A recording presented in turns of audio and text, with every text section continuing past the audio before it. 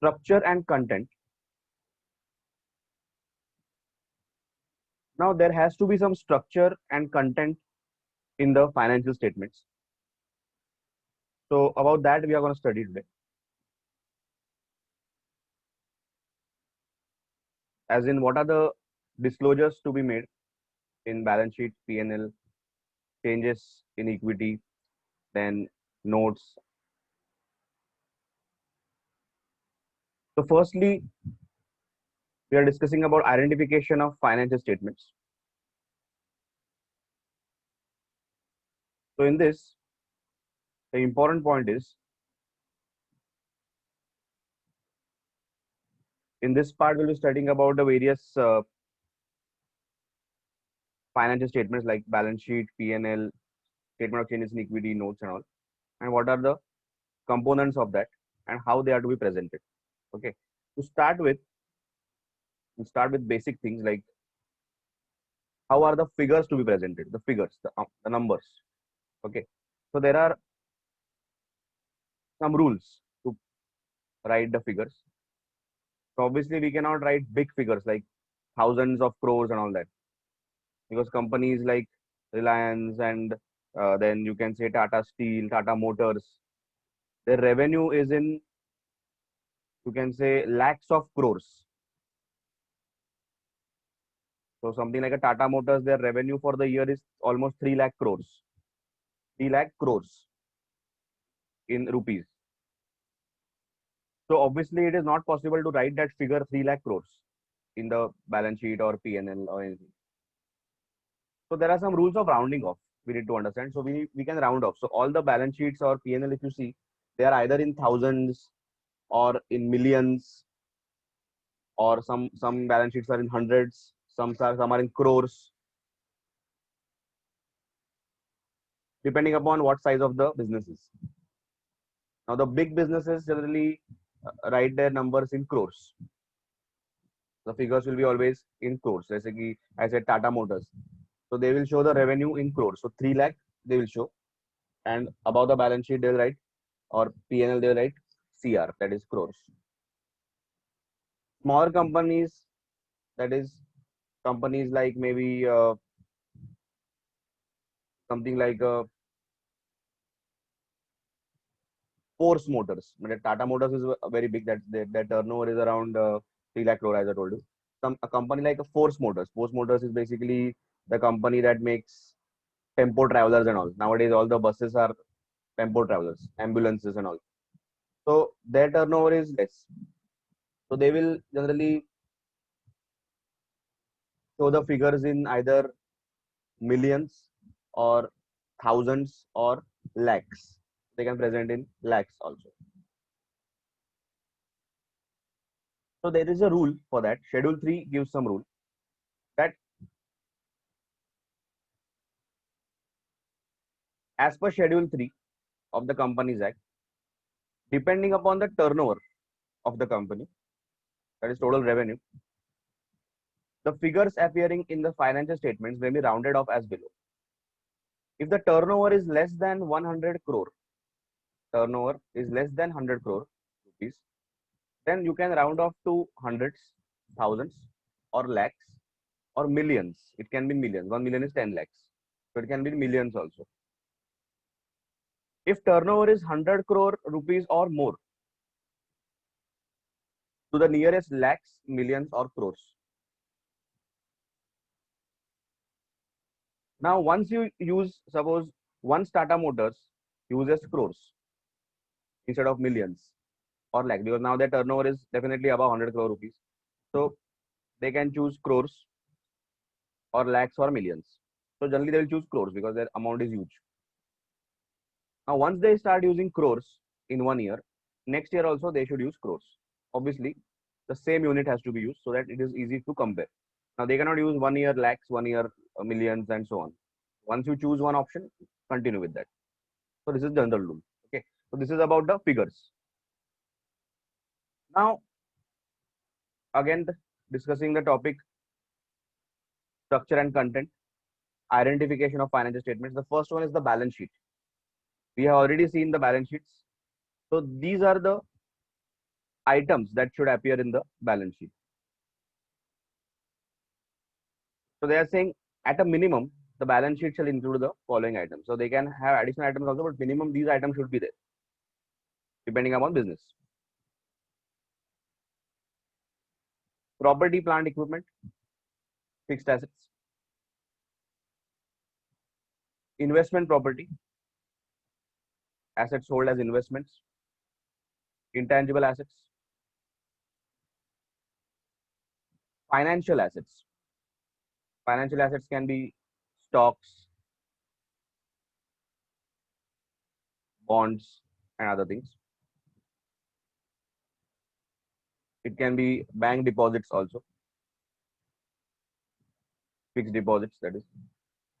Investments accounted for using the equity method, your holdings in other companies. Biological assets, animals, plants.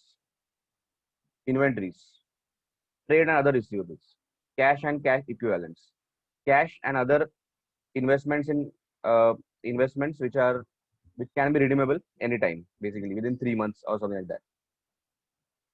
Short-term investments, cash, bank, and equivalent. Then total of assets classified as for held for sale and assets included in disposal groups classified as held for sale in accordance with Ind AS 105, non-current assets held for sale and discontinued operations. Now, disposal group is basically group of assets and liabilities which are to be sold. Something called as a slump sale, where the entity sells off its assets and liabilities as a group without assigning individual amounts to the assets and liabilities. So these are held for sale only. So any assets which are held for sale, that also has to be shown separate. There is a separate standard for that, 105. Non-current assets held for sale and discontinued operations. So these are disposal groups, they are called. These are a group of assets or liabilities which are held for disposal. Trade and other payables. Any provisions? Financial liabilities, something like interest payable.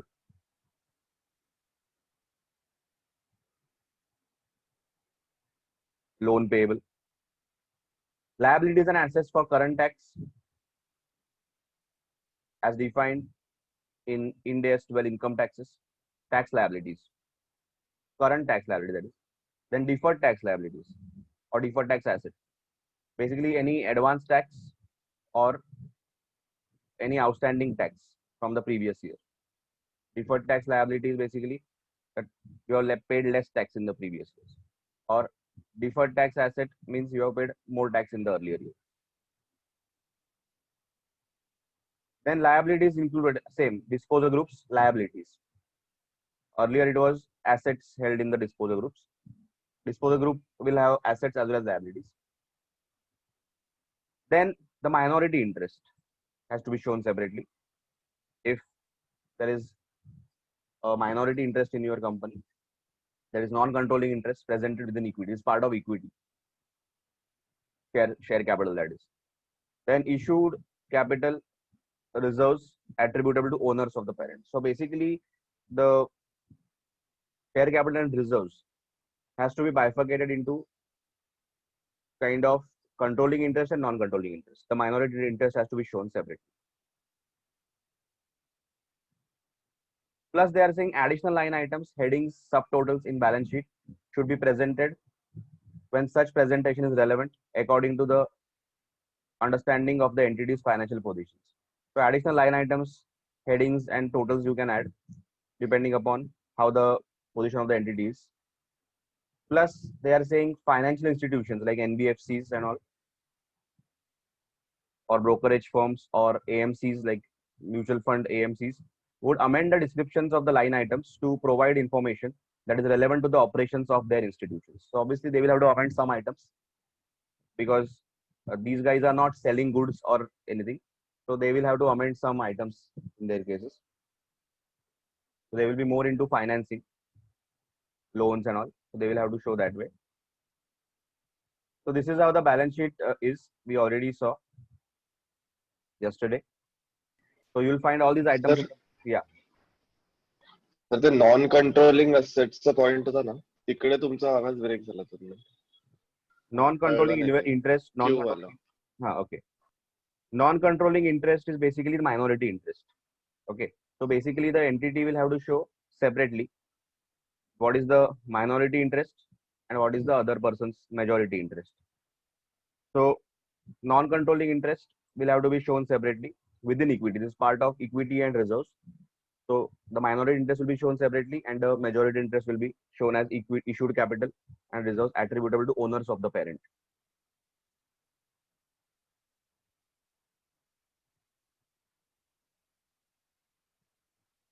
So they will have to show reserves and equity, that is basically equity only, share capital and reserves, as basically they have to show the minority interest separately. That is what you understand. If there is a minority interest. Then I was saying that financial institutions like NBFCs, they will have to amend certain description of line items. Some words they might have to change to suit their business or to suit the nature of their business, because they are not selling any goods. So they are mostly dealing in financing and receiving money deposits and giving loans. That is their main business. So basically, they will have to amend some line items, and so that the users understand what they have presented. Plus, you can put additional items also. This is the minimum requirement. Plus, they can have additional items.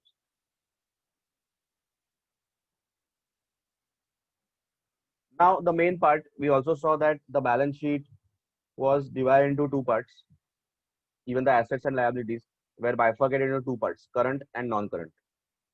Basically, you know this. Current is basically the current assets or current liabilities. Non-current is basically assets or liabilities are not current.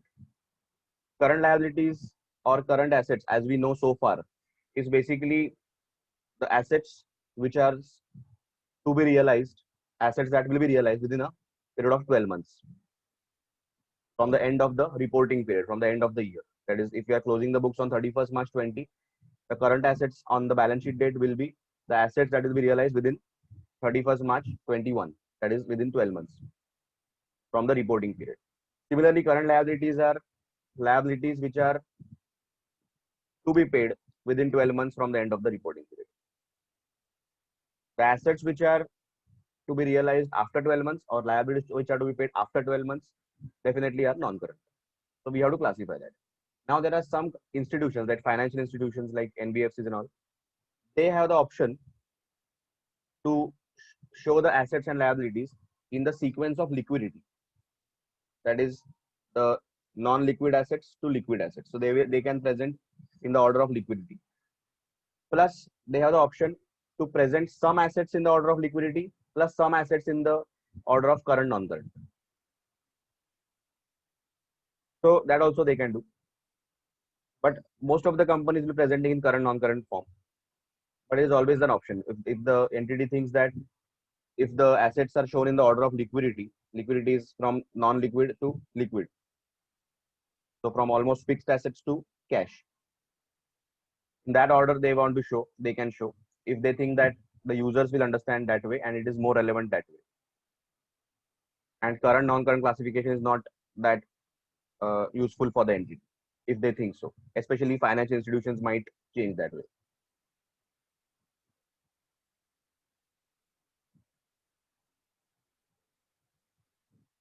So whatever I said, they have written here that most entities preparing India's financial statements are required to present the face of the balance sheet, differentiating between current and non-current assets and current and non-current liabilities.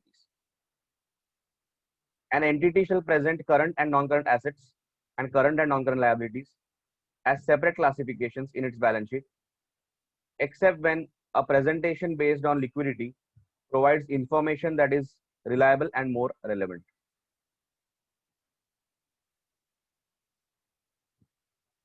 So this is what I said, that except when a presentation based on liquidity provides information that is reliable and more relevant. So in the case of financial institutions, especially NBFCs and all, they can show the assets and liabilities on the basis of liquidity. When that exception applies, the entity shall present all assets and liabilities in the order of the liquidity instead of current non-current. Whichever method of presentation is adopted, either the current non-current or liquidity basis, an entity shall disclose the amount expected to be recovered or settled after more than 12 months for each asset and liability line item that combines amounts expected to be recovered or settled not more than 12 months after the reporting period and more than 12 months after the reporting period. So basically, for any item, they are saying for any asset or liability, basically, if there are some, for example, there is an asset from which some cash flows are to be receivable within a period of 12 months from the reporting period, and some cash flows are to be received after 12 months on reporting period. So you have to show the bifurcation. So whichever method you adopt, current, non-current, or liquidity basis, you will have to show the bifurcation in the statements. That is, you can include in the notes that this is the bifurcation, that this is the amount due within 12 months from the end of the financial year. This is the amount due after the 12 months from the reporting period. So whichever method of presentation is adopted, an entity shall disclose the amount expected to be recovered or settled, either recovered from the asset or settled, that is for a liability, more than 12 months from each asset and liability line item that combines amounts expected to be recovered or settled no more than 12 months after the reporting period and more than 12 months after the reporting period. So there are some assets and liabilities. For example, a loan. For example, there is a loan due. Obviously, some part of the loan is current liability, which can be paid within the next 12 months, and the remaining part of the loan has to be paid after 12 months. The current part has to be shown that this is the amount due and this is the amount not due immediate.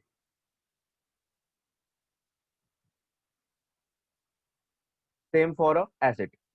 This is the amount due for the within the next 12 months, and this is the amount due after 12 months. So there are some assets and liabilities which has a current portion and a non-current portion, both. So there are some assets and some liabilities which have a current portion, non-current. So you have to show the bifurcation, current, non-current.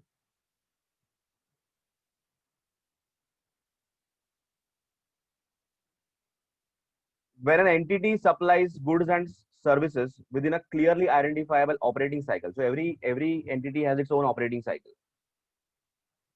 Separate classification of current, non-current assets and liabilities in balance sheet provide useful information by distinguishing the net assets that are continuously circulating as working capital from those used in the entity's long-term operation. Generally, every entity will have its operating cycle. Operating cycle is basically from the moment they purchase raw material till that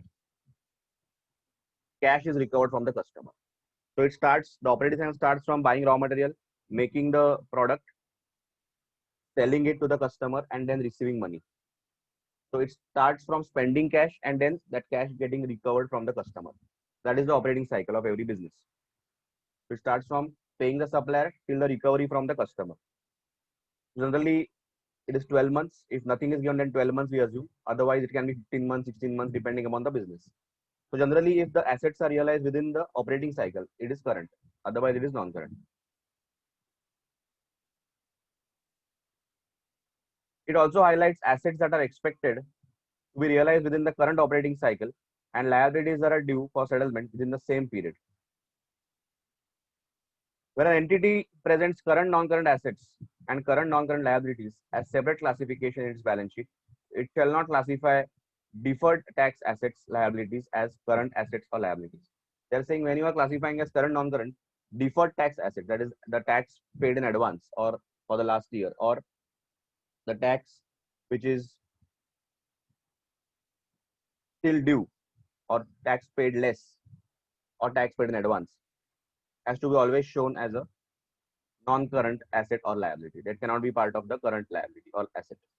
So deferred tax assets cannot be part of the current asset or deferred or current liability.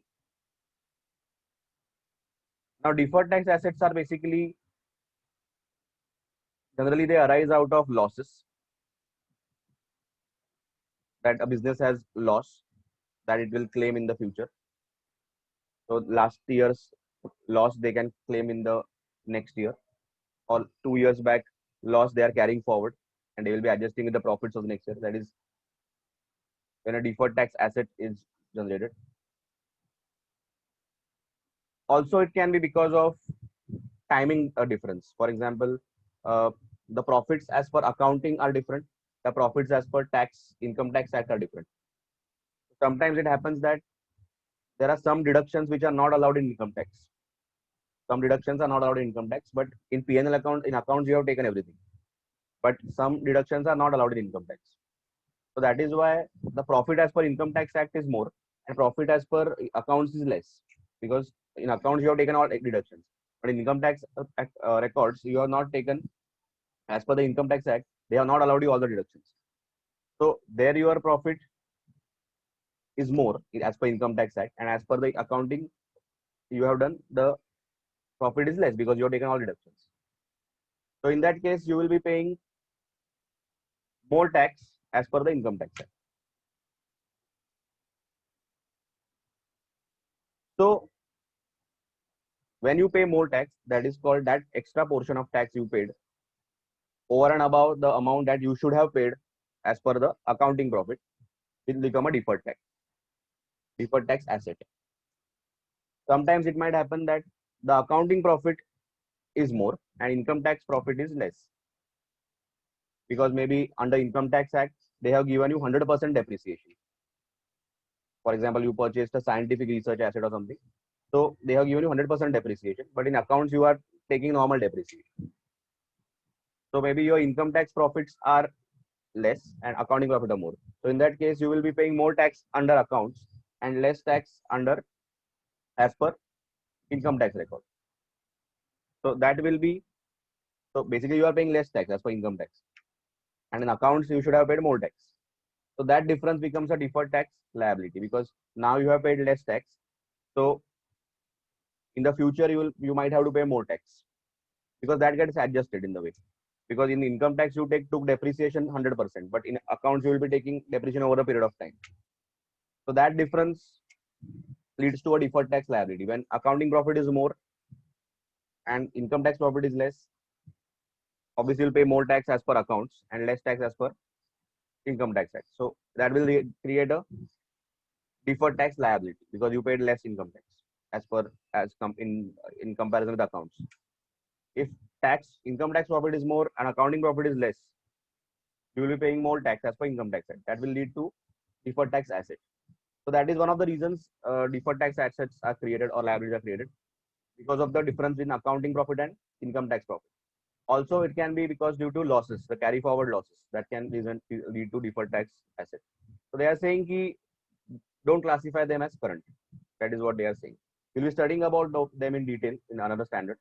But just understand this can arise due to losses or carried forward, or due to timing difference in accounting profit and income tax profit. Because not all expenses will be allowed in the income tax act. Plus, there can be additional deductions that are allowed. As we discussed, 100% depreciation in the first year, or 100% deduction, not depreciation, 100% deduction in the first year for scientific assets, or something like Section 35 AD, where specified business is there.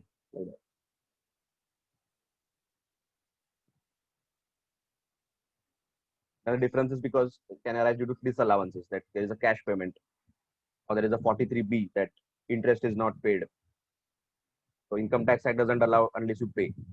But accounting may you have taken deduction. So that is the difference that arises.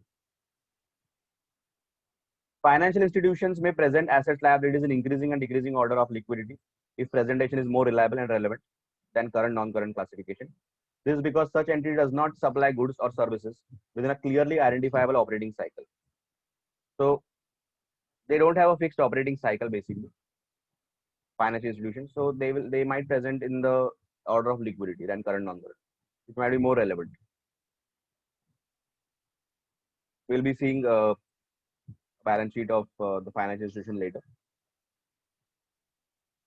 An entity is permitted to present some of its assets and liabilities using current, non-current classification, other in order of liquidity.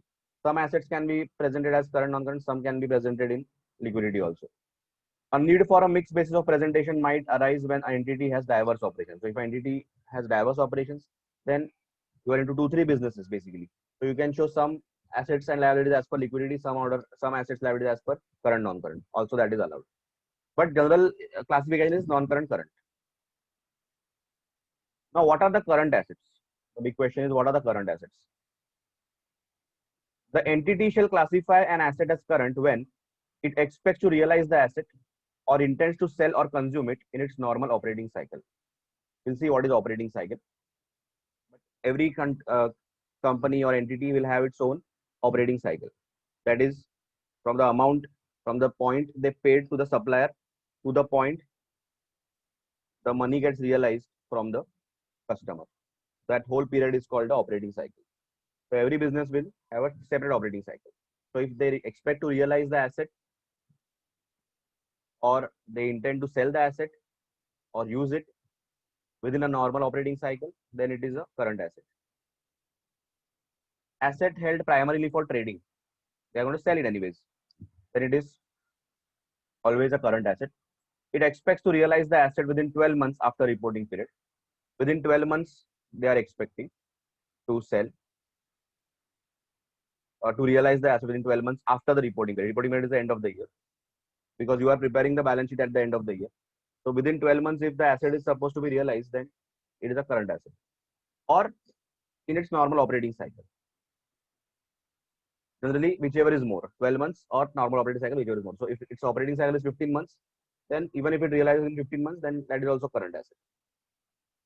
If there is no operating cycle as such, then 12 months, assume 12 months. Asset is cash or cash equivalent. Obviously, it is a current asset. Cash and anything that can be converted to cash easily is cash equivalent. Generally, short-term investments, bank, and all this bank account is all cash and cash equivalents. Unless the asset is restricted from being exchanged or used to settle a liability for at least 12 months after the reporting period. Sometimes you are holding some balances in your foreign bank accounts which are freezed or you cannot repatriate to India. Then that cannot be classified as current because you cannot transfer it within 12 months.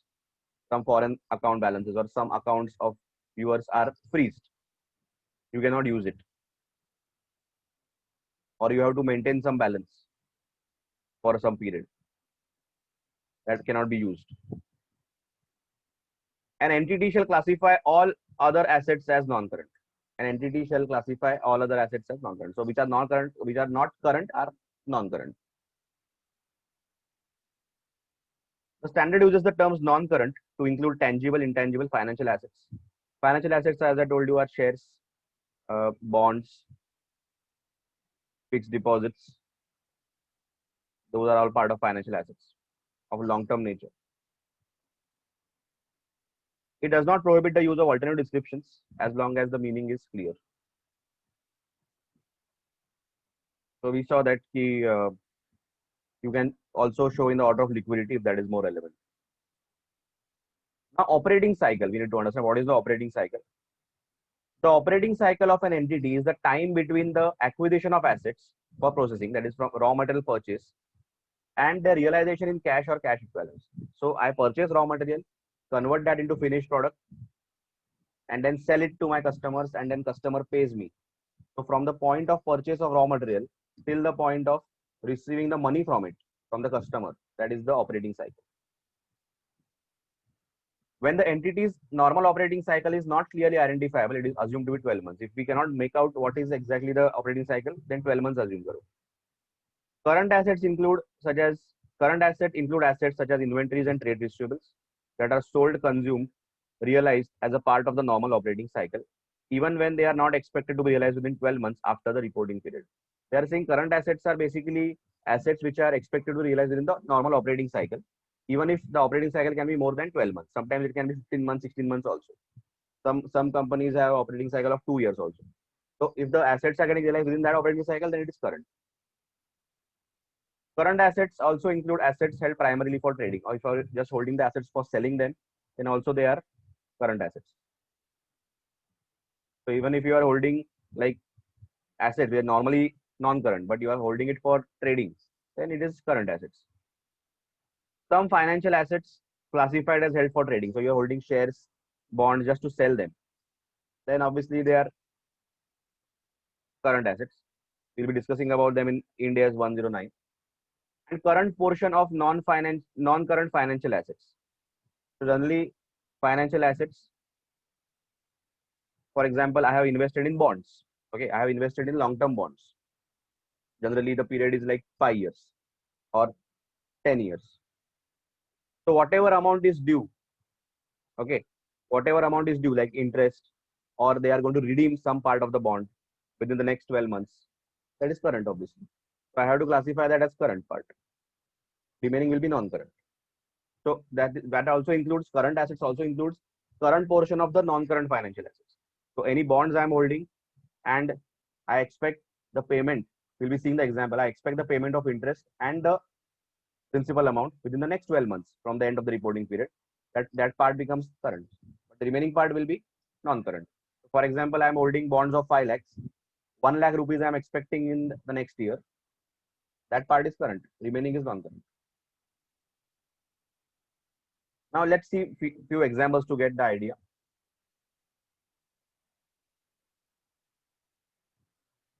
So every entity will have its own operating cycle. So accordingly, we have to classify them as current or non-current, because if the assets are getting realized in the operating cycle of that entity, then it is current, otherwise non-current. Plus, non-current assets can also have a part which is current. That has to be shown separately as current. An entity produces whiskey. So whiskey is their final product from barley, water, yeast. So 3 raw materials are used: barley, water, and yeast in a 24-month distillation process. At the end of the reporting period, the entity has 1 month supply of barley and yeast raw materials, 800 barrels of partly distilled whiskey, and 200 barrels of distilled whiskey. Now, basically, your material, basically the materials you are holding, or the inventory, you can say the inventory you are holding, can be in 3 types. Inventory, any kind of inventory can be in 3 types. It can be in raw material form, it can be work in progress, it can be finished goods. So in this case here, the raw material is barley, water, and yeast. So basically barley and yeast. Okay, we cannot say raw material. Water is a raw material. It's barley and yeast. That is the main raw material. Water though definitely will be used. So barley and yeast are the raw materials. Plus 800 barrels of partly distilled whiskey, that is work in progress. It is partly distilled. And 200 barrels of distilled, that is final product. So inventory is basically raw material form, work in progress form, and finished goods. And clearly the company has a 24-month process. 24-month distillation process is there. So after that, they can sell it like that.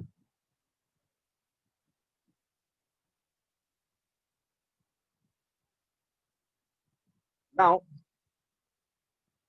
if the assets are realized within that period, then those are current, otherwise not. So in this case, clearly the barley and yeast, then the distilled whiskey, and obviously distilled whiskey, and even partly distilled whiskey, they will be used in the production. The materials will be used. The distilled whiskey, partly distilled, will be converted to fully distilled, and distilled whiskey that is ready, 200 barrels, will be sold. So they are expected to realize within the operating cycle. So these will always be classified as current. Let's see what they have said. But all raw materials, barley and yeast, work in progress, partly distilled, and finished goods are inventories. These are all stocks of that company. The raw materials are expected to be realized, that is turned into cash after being processed into whiskey in the entity's normal operating cycle. Basically, raw materials will definitely be used in part of production, and they will be realized in the normal operating cycle. So they will convert into finished whiskey and then sell it. Therefore, even though the realization is expected to take place more than 12 months after the end of the reporting period, raw material, work in progress, finished goods are current assets. So suppose the operating cycle, in this case, they have told that there is a distillation process of 24 months. So the final product is ready after 24 months. And suppose after that they sell. So might be they sell it and receive the money within 1 month after that. So suppose their operating cycle is 25 months. The process is 24 months, but the operating cycle is 25 months. So if they expect to realize the raw material, work in progress, finished goods in the form of cash within 25 months, then that is fine. Then they are current assets because they are normally consumed in process. Or raw material, working process will be consumed in process. Finished goods will be sold. So they are all recovered within 25 months. That is the normal operating cycle of this entity. So that is their current assets. So they will always be current assets because they are expected to be realized in the normal operating cycle. So here the process only is 24 months, distillation process, and after that maybe within 1 month they can sell it and they will receive cash. So 25 months is the operating cycle, you assume. So if all these things will be recorded in 25 months, so they are definitely, that is the operating cycle. So if they are recorded in operating cycle, then that is current asset. Otherwise not. Generally, inventories will be part of the current assets only. Then an entity owns a machine with which it manufactures good for sale. It has a machine. Okay, now we are talking about a machine which it uses for manufacturing goods. It also owns the building in which it carries out its commercial activities. Plus, we are talking about the second asset as building in which they are carrying out the operations, which also houses the machine. Now, is the machine and building a current asset? Now, they are not current assets because they are not meeting the definition of current assets. So, machine and building are non-current asset because they are not cash and cash equivalents. They are not expected to be realized or consumed in the entity's normal operating process. They will be there. We'll be using them, but they are not consumed. Okay, we are not using them in the process in such a way that they will be absorbed in the process. No, they will be there. Building will be there, machine will be there. They are not held for trading. We are not selling them. They are not expected to be realized within 12 months from the end of the reporting period. We are not expecting any money after selling them within 12 months. So they are not part of the current assets definition. They are non-current. On December 2002, an entity replaced a machine in its production line. The replaced machine was sold to competitor was 3 lakhs. The payment is due 15 months after the end of the reporting period. Now they sold a machine to a competitor for 3 lakhs. The payment is due within 15 months. Still, it is a non-current asset because nothing is given of their operating cycle. Secondly, the money will be realized after 15 months, that is 12 months after the reporting period. So if it is received after 12 months, then it becomes a non-current asset. So receivable is a non-current asset because again the same reasons. It is not a cash and cash equivalent. It is not expected to be realized in the operating cycle. So assuming they are not given the operating cycle, so it is 12 months. Then it is not held for trading purpose. Then it is not expected to be realized within 12 months. Now they are saying if the payment was due within 12 months, it would have been classified as current. If payment was less than 12 months, like they are going to pay within 8 months, then current.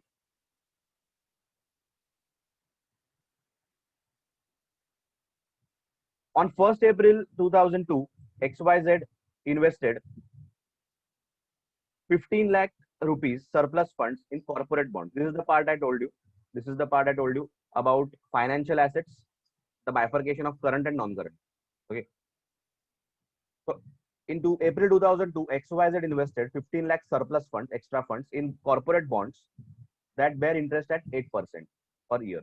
So 15 lakhs into 8%, that is the amount they will receive as interest. Interest is payable on corporate bonds on 1st April of each year.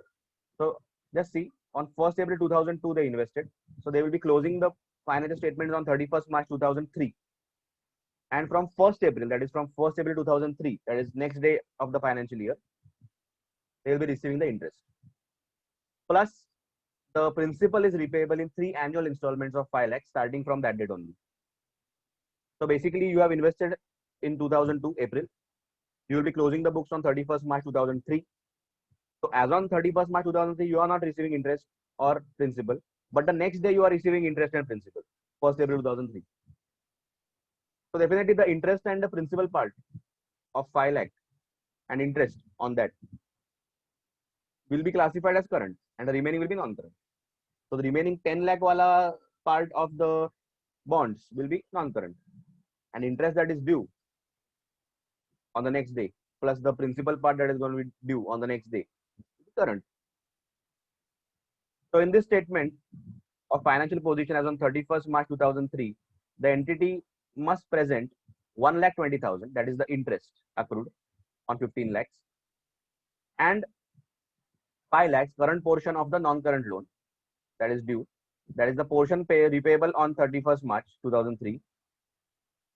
That is, it will be paid next day as current assets because they are expected to be realized within 12 months from the end of the reporting, because they are expected to be realized on April 1st.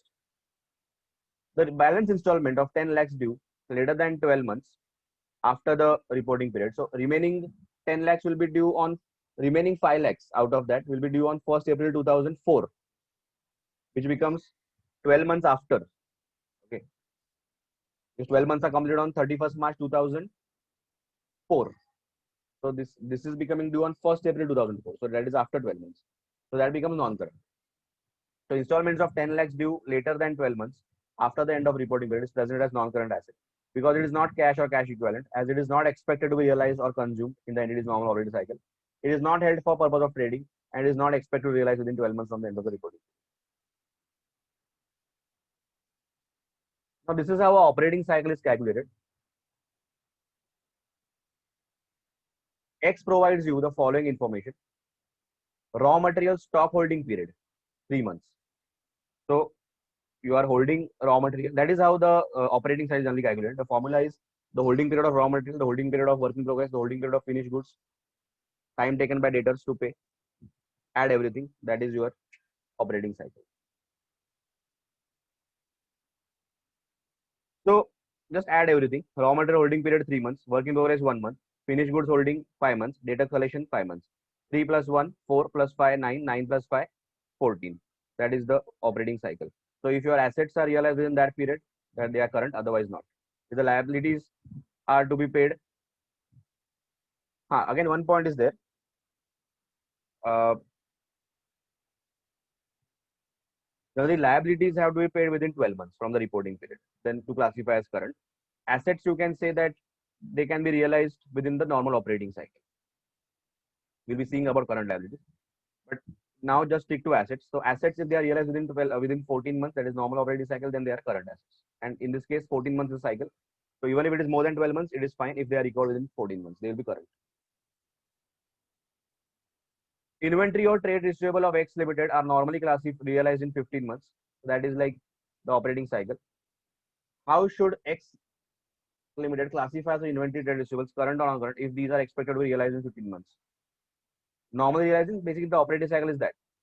So if they are realized within that period, then they are current. Otherwise, they are non-current. B Limited produces aircrafts.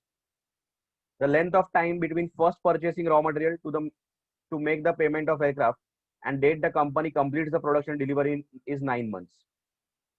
The company receives payment for aircrafts 7 months after delivery. Now, see, from the point they purchase, they are aircraft producers like Boeing or Airbus. They make aircrafts, or it can be something like a HAL, Hindustan Aeronautics, which is making aircrafts. So from the point they purchase to delivery is 9 months, and after delivery 7 months they receive the payment. So if you see, the operating cycle is 9 months plus 7 months, that comes to almost 16 months. That is the operating cycle. Now if the assets are realized within that period, then they're current, otherwise not. The length of the operating cycle is 16 months, 9 plus 7. Assuming the inventory and data will be realized within normal operating cycle, that is 16 months, both the inventory as well as data should be classified as current. Understood current assets? Yes, sir. Okay. Yes, sir. Okay. Okay. Now current liabilities, similar to current assets. An entity shall classify a liability as current when it expects to settle the liability in its normal operating cycle. It holds the liability primarily for purpose of trading. The liability is due to be settled within 12 months after the reporting period.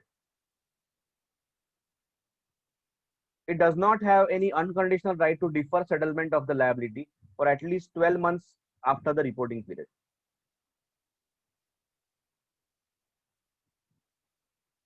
So they are saying it does not have an unconditional right to defer settlement of liability. Basically, suppose they have taken a loan and they will have to pay within 12 months. They don't have option. The lender has the option. You don't have the option. The borrower doesn't have the option to defer the liability. So you, anyways, you have to pay within 12 months. Then that is a current liability for you. The terms of liability that could, at the option of the counterparty, that is lender, result in its settlement by issue of equity instrument does not affect its classification. Now the lender has the option to convert the loan into equity shares. But that is the lender's choice. As a borrower, I don't have the choice. Okay. So as a borrower, I will have to pay within 12 months. Lender can give me more months, but I don't have the right to defer the payment. I will have to pay. If he agrees, then he has the power to defer the payment. He can say you can pay later. I don't have the power. So for me, it is a current liability only. The entity shall classify all other liabilities as non-current. Some current liabilities such as trade payables, creditors payments, or some accruals for employees, salaries outstanding, or you can say wages, and other operating costs are part of the working capital used in the entity's normal operating cycle. So these are normally paid in the operating cycle. Payments to creditors, suppliers, then payment to employees, operating cost of running the business. So these are normally paid within the operating cycle. The entity classifies such operating items as current liabilities even if they are due to be settled more than 12 months after the reporting period. So just similar to the current assets thing, if they are paid after 12 months, but if they are within the operating cycle, they can be classified as this thing. The same normal operating cycle applies to classification of entities, assets, and liabilities. So normally, same operating cycle is there. When the entity's normal operating cycle is not clearly identifiable, it is assumed to be 12 months. Other current liabilities which are not settled as a part of normal operating cycle but are due for settlement within 12 months after the reporting period or held primarily for the purpose of trading. So other current liabilities, they are saying, which are not part of the normal operating cycle, not settled in the operating cycle, but they are due within 12 months or held primarily for trading. There are anyways current liabilities. So current liabilities which are not settled, they are saying as part of the normal operating cycle, but which are due for settlement within 12 months. Then obviously they are still liabilities, current liabilities. And if they are held for trading, so basically if I invested, I took a loan for a short term. Trading can be for like bank OD also. Primary purpose of trading is basically it can bank overdraft. Then obviously that can also be, that has to be current liability. They are given some examples of financial liabilities classified as held for trading can be bank OD as per Ind AS 1019. Current portion of non-current financial liabilities. So the current portion of maybe loans, dividend payable, income taxes, and other non-trade payables. So financial liabilities which are held for trading can be bank OD, the current portion of the non-current financial liabilities, dividends, like that.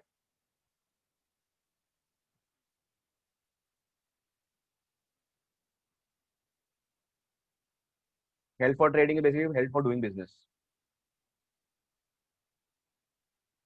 Financial liabilities like loans that provide financing on long-term basis are not part of the working capital used in the entity's normal operating cycle. Generally, they are used to finance fixed assets, are not due for settlement within 12 months after the reporting period, are non-current. But a part of that which is current has to be classified as current. So an entity classifies its liabilities as current when they are due to be settled within 12 months after the reporting period, even if the original term was period longer than 12 months. There is an agreement to refinance or reschedule the payments on long-term basis is completed after the reporting period and before the financial statements are approved for issue. So even if there is a refinance agreement or the payments are rescheduled, you can still you have to still classify the current portion of that as current because that payment is due within 12 months of the reporting period. So even financial liability like loans, just like we had invested in bonds, long-term bonds, and they had a current portion. Similarly, if uh, I issue bonds or I take a loan, there is obviously some payment of interest and the principal that I have to pay within 12 months of the reporting period. So that becomes current only.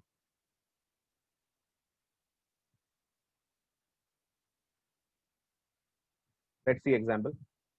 Similar example like bond example. In that was a current asset example. This is a current liability example. So on 1st April 2003, Charming Limited issued 1 lakh rupees 10 bonds for 10 lakhs. So 10 lakh rupees bonds they issued. So that's a loan. That's a long-term loan only. On 1st April 2003.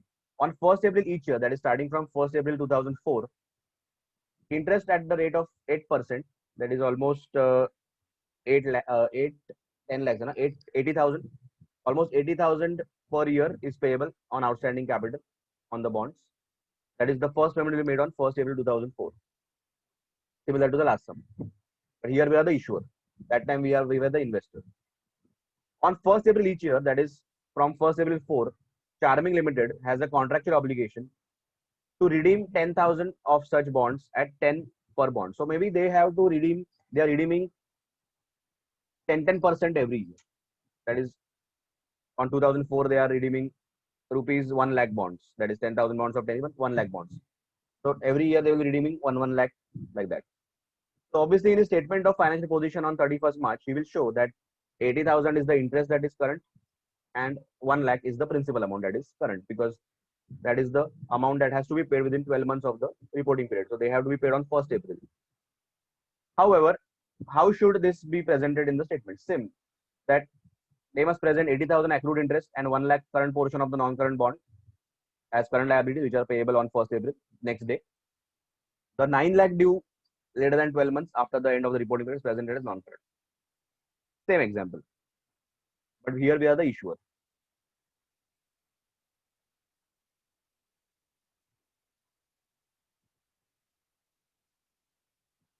Now see here. This is what I was talking about actually. X Limited provides you the following info. Raw material stock holding 3 months, work in progress 1 month, finished goods 5 months, debtors 5 months. So the operating cycle is calculated as per this. So what I was saying is that operating cycle will be calculated as per this. Okay. Operating cycle is not calculated as per this. So here the trade payables are paid in 12.5. So we will not say the operating cycle is 12.5 months. We will say the operating cycle is this. Okay, this is how the operating cycle is calculated. This is not important for the operating cycle purpose. So when they say ki current liabilities, if they are paid within the operating cycle, they are current. So we don't see when normally the liabilities are paid. We'll see when the assets are realized normally. That is what we will be seeing. So here the operating cycle will always be 4, 9, 5, 14 months. So the operating cycle is 14 months. Okay. 12.5 months is not operating cycle. Now, if the payables are paid in within that period, then it is current, otherwise not.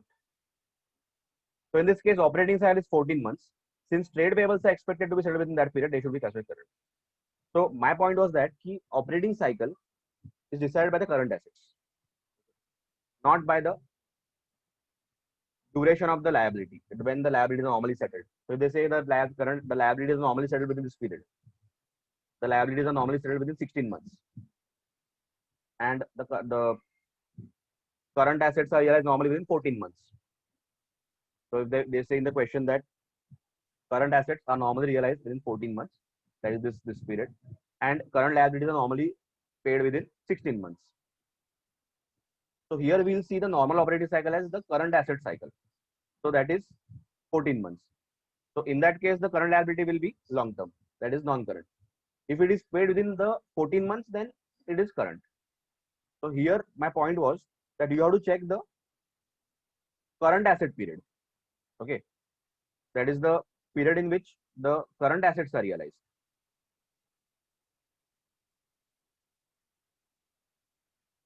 Now there are some entities which have like 2-3 businesses, and assets liabilities are also relating to different businesses.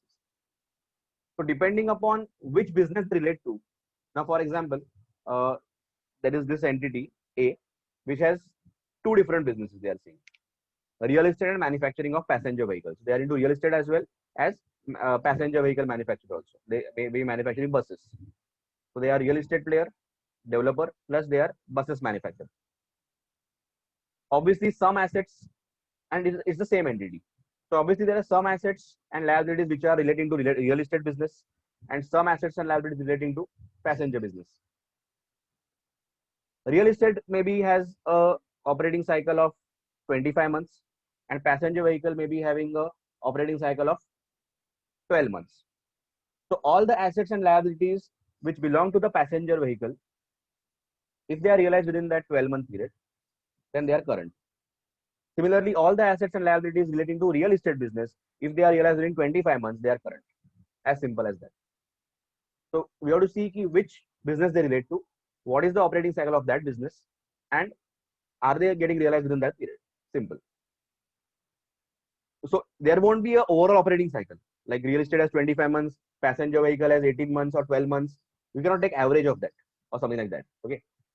So classify the assets according to business and then see whether they are realized within that operating cycle of that business, even if it is a one entity. So entity A has two businesses: real estate and manufacturing of passenger vehicles. With respect to real estate business, the entity constructs residential apartments for customers, and normal operating cycle is 3 years to 4 years. So operating cycle is only 4 years. It can be, because real estate business takes time to build a building and all. So if the assets or liabilities realized related to the real estate business, if they are realized within that period, then they are current. With respect to business of manufacture of passenger vehicles, normal operating cycle is 15 months. So if those assets which relate to the passenger vehicle business or liabilities are realized within or paid within 12-15 months, then they are current. Under such circumstances, where an entity has different operating cycles for different types of businesses, how classification into current and non-current will be made? So this is what we discussed, that an asset should be classified as current if an entity expects to realize the same or intends to sell or consume it as in raw material, work in progress, or consumed it in the normal operating cycle. They are not selling that, they are consuming that. And then later, after the finished product is ready, they will sell it and realize money. Similarly, as per para, a liability should be classified as current if an entity expects to settle it within the normal operating cycle. Now, in this situation where businesses have a different operating cycles, classification of asset liability as current, non-current would be in relation to normal operating cycle that is relevant to that particular asset or liability. So which business it belongs to. It is advisable to disclose the normal operating cycles relevant to different types of businesses to better understanding. So in the notes, you can disclose this is the operating cycle of our real estate business, this is the operating cycle of our manufacturing business, and classify accordingly. Now there are 3 items they have given, 3 items, and they are asking whether they are current or non-current. An entity has placed certain deposits with various parties. So the deposits is case hai. How the following deposits should be classified, current or non-current? Now simple आहे, एकदम simple logic आहे. एवढंच तुम्हाला बघायचं की मी deposit केलंय, कुठे पण डिपॉझिट करू दे, मी डिपॉझिट केलंय. At the end of the reporting period, म्हणजे मी आता सपोज 31 मार्च 2020 ला उभा आहे, तेव्हा मला बॅलन्स शीट बनवायची. सो डिपॉझिट आहे, कोणाला तरी दिलंय मी डिपॉझिट म्हणून. Is it going to be realized within 12 months of the reporting period? Then that becomes current, otherwise not. As simple as that.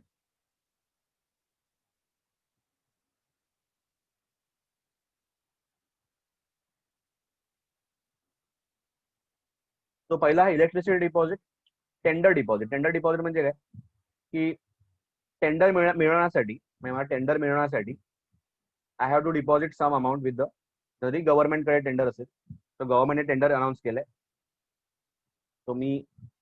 so government is calling for tenders. The government has invited tenders. I am one of the bidders. So as a bidder, I have to deposit something on my bid. If I lose the bid, they will return the deposit. That is seriousness कळतो किती serious आहे bidder. if I win the bid, they will adjust that amount with the payment.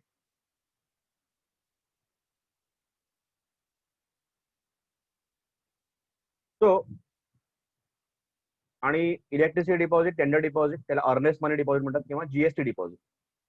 GST deposit paid under dispute. So dispute आहे, I have disputed the payment of GST, तर मी काही deposit करून ठेवलं की this is what I dispute.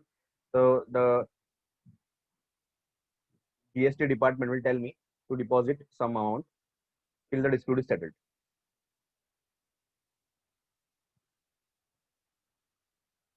So आता आपल्याला बघायचं आहे की whether they are current non current. आता इलेक्ट्रिसिटी डिपॉझिट म्हणजे काय की तुम्हाला इलेक्ट्रिसिटी कनेक्शन घेण्यासाठी काही डिपॉझिट द्यायला लागतं. जसं टेलिफोनचं कनेक्शन घेण्यासाठी ते म्हणतात की तुम्ही डिपॉझिट ठेवा आणि मग तुम्हाला बिल येत राहणार. आता नॉर्मली तरी कसं आहे की इलेक्ट्रिसिटी, टेलिफोन वगैरे हे आपण जनरली बंद करत नाही, आपण ठेवणार. तो लॉजिकली आपल्याला कधी ते डिपॉझिट परत तर मिळणार नाही. अगदीच कधी एकदम रेअर इन्स्टन्स मध्ये आपण टेलिफोनच बंद केला, मग ते आपल्याला डिपॉझिट परत देतील. किंवा इलेक्ट्रिसिटी सांगितलं की बंद करा, आम्हाला नकोय, तर दे विल रिटर्न. पण नॉर्मल केसमध्ये यू अंडरस्टँड की आपण कधी असं करत नाही. अगदीच आपण ते जागा सोडून चाललोय वगैरे, तर यू नेव्हर नो.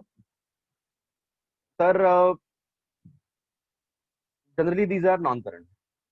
सो त्याने म्हटलंय at all points of time the deposit is recoverable on demand when connection is not required. तर मला कनेक्शन नकोय, मला इलेक्ट्रिसिटी नकोय, आय टेल देम की कट द कनेक्शन आणि मला डिपॉझिट परत द्या. So I can any time cancel it, असं काय हे नाही. हाऊएव्हर प्रॅक्टिकली काय असतं की such connection is required as long as the entity exist. Normally आपण अनेक कनेक्शन काढत नाही. Hence from a commercial and reality perspective, रियालिटीमध्ये काय आहे, normally you can demand any time. म्हणजे मी कधी जाऊन, आता माझा फोन आहे, मी जाऊन कधी बंद करू शकतो आणि they have to reimburse the deposit whatever I have paid initially. आपण असं करत नाही. Okay. So however, practically, such electric connection is required as long as the entity exists. Hence, from the commercial reality perspective, an entity does not expect to realize the assets within 12 months from the end of the reporting period. Are you expecting? No. Hence, electricity deposit should be classified as non-current. So, if you have paid a deposit for getting connection, it is non-current.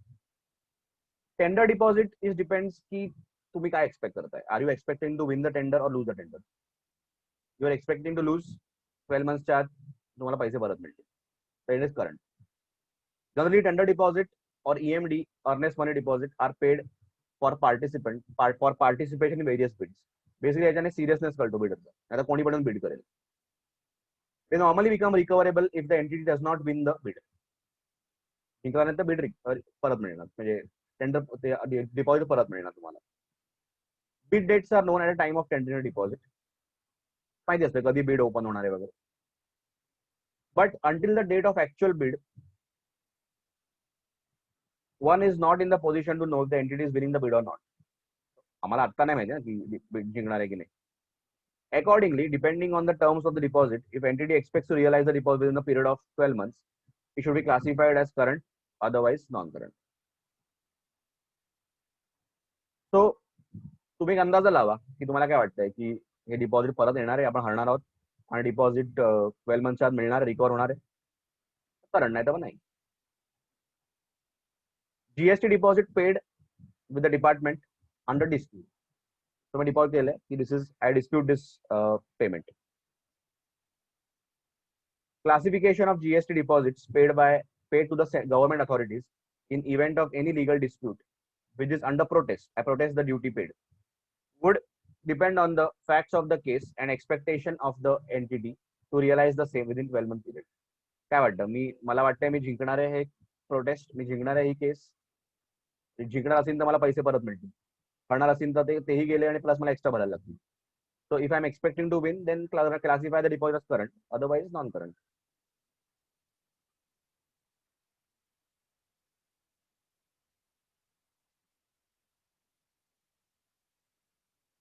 म्हटलं India states that an entity, India's one states that an entity shall classify as liability as current when it expects to settle the liability in the normal operating cycle. Now, इथे an entity develops tools for customers and this normally takes a period of 2 years for completion. So entity customer से tool बनवतो आणि normally 2 वर्ष लागतात for completion. Material टूलसाठी जे material लागतं, raw material, ते कस्टमरच सप्लाय करतो. And hence entity only tenders service, so they are only providing service. For this, the entity receives the payment upfront and credits the amount so received to income received in advance. Payment हे त्याला आधीच मिळतं, advance payment, आणि 2 वर्षाच्या आत ते project तो complete करतो. How should this income received in advance be classified, current और नॉन करंट? नॉर्मली कसं असतं, any income received in advance is a current liability. Basically generally any income customer तुम्हाला ऍडव्हान्स दिला ते करंट लायबिलिटी टाइप ट्रीट होतं. You are expected to deliver the service, आणि normally within the operating cycle. कस्टमरने तुम्हाला advance दिलाय, that means now you have a liability to deliver the service और the product. That is always generally a current liability, and generally the service or product you deliver within the normal operating cycle. So generally it is a current liability. Simple. So advance जो आहे, advance from customer will be always current liability in normal case. Some current liabilities such as trade payables, some accruals for employees, that is payment to employees due, and other operating costs, rent due वगैरे, are part of the working capital used in the entity's normal operating cycle. As an entity classifies such operating item as current liabilities, even if they are due to be settled more than 12 months after the reporting period, because they are settled within the operating cycle. In accordance with the above, income received in advance should be classified as current, since it is part of the working capital, which the entity expects to earn within the normal operating cycle. So they're expected to complete the project within 2 months, 2 years, and finish it off. So normal operating cycle मध्येच होत आहे.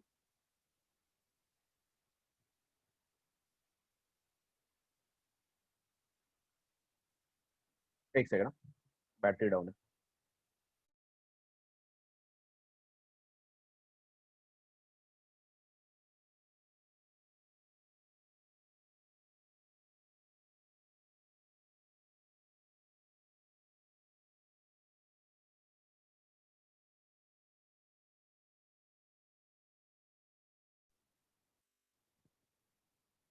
Okay.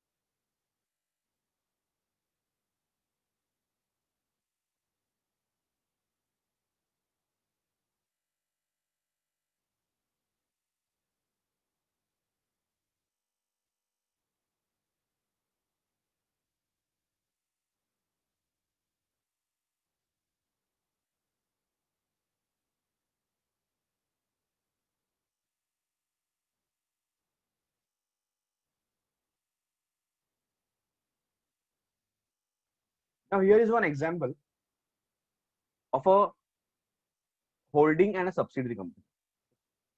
OMN Limited, which is a subsidiary MN Limited. Okay. OMN is the holding, subsidiary is MN. OMN Limited provides a loan to MN Limited, that is the subsidiary, at 8% interest to be paid annually. OMN has given a loan to its subsidiary, 8% has to be paid annually. The loan is required to be paid whenever demanded back. So there is no time fixed. Holding company says that we have given you loan, suppose the loan is of 10 lakhs or something.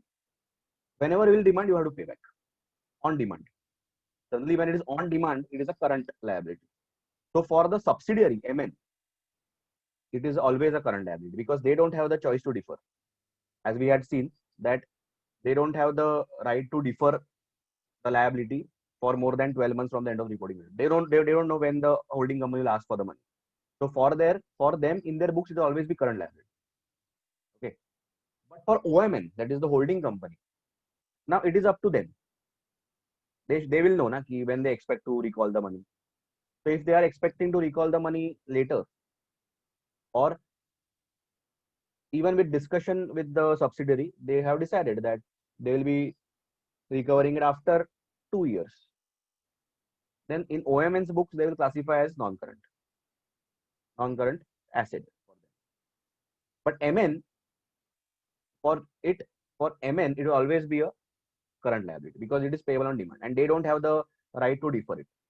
Even if they know that OMN will ask after 2 years, but still they have to record it as current because for them it is payable on demand. So basically, the investors, that is the people who are using the statements, should know, yeah, this is a liability which is payable on demand. So it has always to be current liability. And how to classify them in the books of holding company will be what the holding company management has in mind. If they're planning to recover that money after 2-3 years, then always non-current. But if they're planning to recover within the 12 months, then current. But for MN, it always be current. The demand feature. So normally when we deposit money in our savings account or current account, that is on demand. We can demand it anytime. We can demand it after 2 years also or 1 year also. Or immediately next day also. So if you open an account with a bank, put 10,000, next day you can go and withdraw it. Subject to minimum balance. So for bank, it always be a current liability. The demand feature might be primarily a form of protection or a tax-driven feature of the loan. So for tax purposes or for protection purposes of their amount, they can have a demand feature. So if they think that the company is going down, they can immediately ask for the money. Or to show less tax, or to, you can say, avoid tax, they can call the payment anytime or not call the payment anytime. Both parties might expect and intend that the loan will remain outstanding for a foreseeable future. So they can plan. Holding and subsidiary, definitely they are part of the same group. So they might plan ki the loan will be paid after 2 years or 3 years. If so, the instrument is in substance a long-term in nature. If they decide that the loan can be paid after 2 years, then that is long-term. Even if the loan is on demand, payable on demand, but they have decided.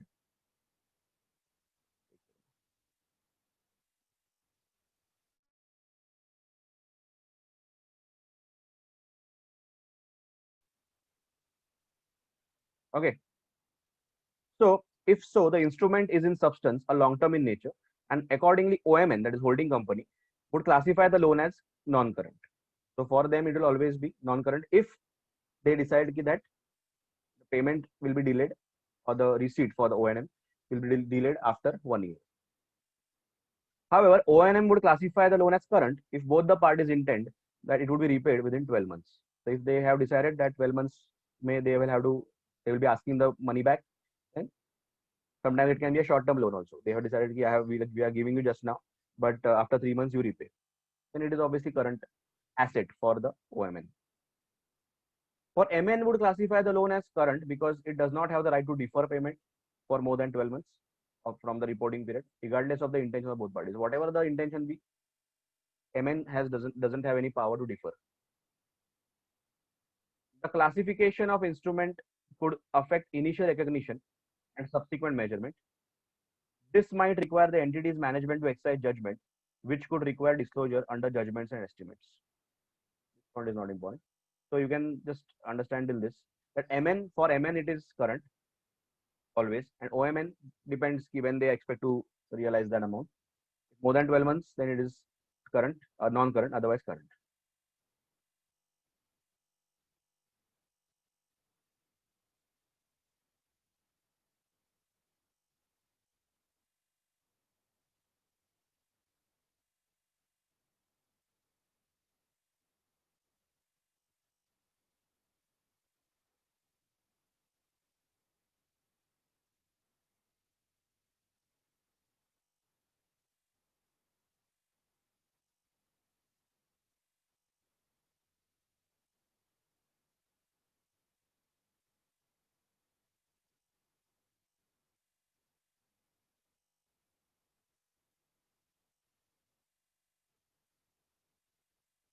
Basically, they have given the balance sheets and P&L account just for a reference. We have already seen them, but they have given a specimen of balance sheet.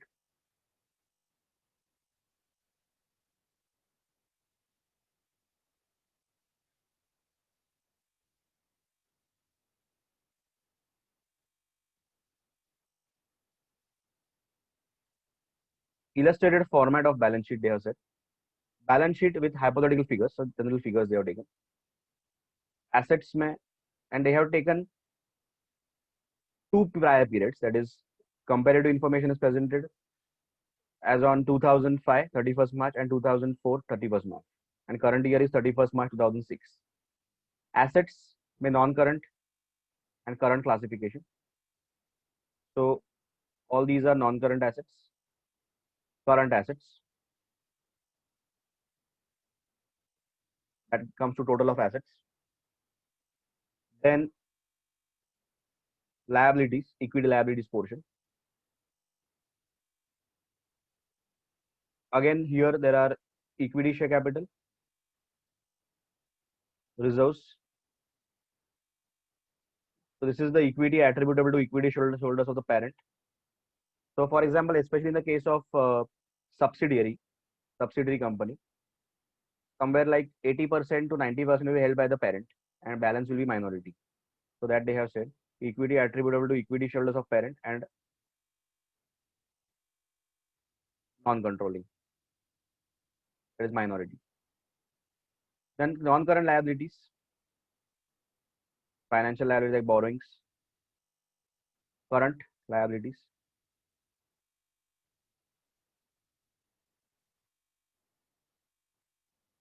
total of equity liabilities.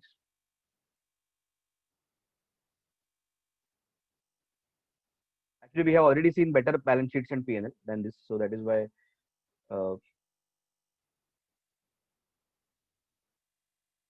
तितकी मजा येत नाही जेवढा आपण actual बघितलेलं. Again profit and loss statement, revenue from operations वगैरे ते आपण बघितलेलं.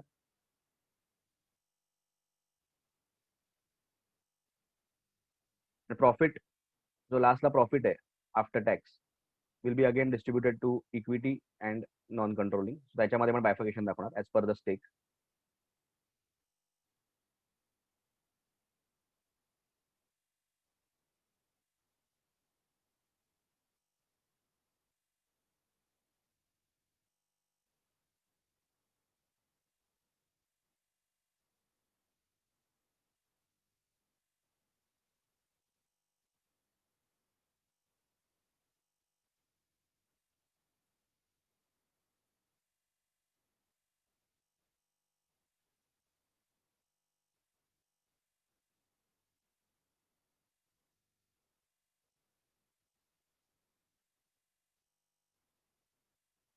then statement of changes in equity त्याने प्रेझेंट केलं. ऍक्च्युली अगेन इथे त्याने फार कॉम्पॅक्ट प्रेझेंट केलंय. आपण जे बघितलेलं ते जास्त बेटर होतं. That is how actually it is presented. दिलंय त्याने, पण आपण इथे जस्ट अंडरस्टँड करा. आपण जे बघितलेलं ते जास्त बेटर होतं, चांगलं ह्याच्यात होतं. हे त्याने फार असं कॉम्प्लिकेटेड दाखवलं. Institute has the habit of complicating. Notes तुम्ही काल आपण बघितले नोट्स.